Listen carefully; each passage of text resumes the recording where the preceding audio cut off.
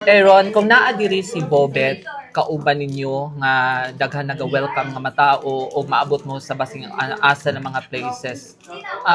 Unsa ang imong iingon sa iyaha? Ingon saya, Mm-mm. siguro kay enjoy lang dula tapos do your game tapos be humble. Siguro. Unsa ang kaning things or kaning mga bagay nga kung naa na siya na bagay or naa na siya na panghitabo, maisip dayon nimo si Rene? Siguro ko lang, good friend.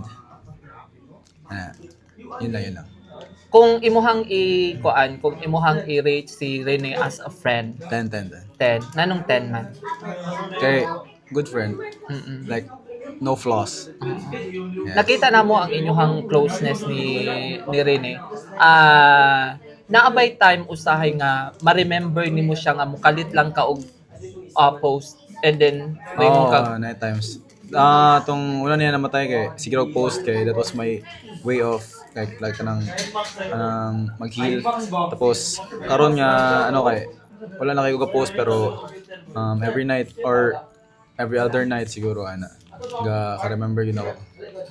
naabot na ninyo ang ingani nga popularity, daghan na mo og mga daghan nakaila sa inyuha. Paano mo pasasalamatan si Rene? Aside sa Ginoo, grabe gyud ko na thankful kay Bobet. Siguro God's plan gyapon. Siguro angel si Bobet in disguise, gihatag sa Ginoo para sa iyang pamilya o para sa mua. Mo gyud ako pagtuog yun. Yeah. Dako bag natabang sa inyohang friendship si Rene katong naa pa siya o katong karon nga isa na siya ka angel. Daw kayo. Nung andito pa siya, kanang he was a good friend, he was a good teammate. In any ways, tapos nung namatay siya, hatagan niya pa yung blessings. He was so good. Ano yung hindi mo makakalimutan kay Rene? Since roommate kami, like every night na 7-Eleven. Mo na inyong kuan. Yeah. Kahit wala lang kwarta. Tapos ka na mga kung sinong meron, siya maplete. Like pitaka na ako, pitaka po na niya, pitaka po na ako.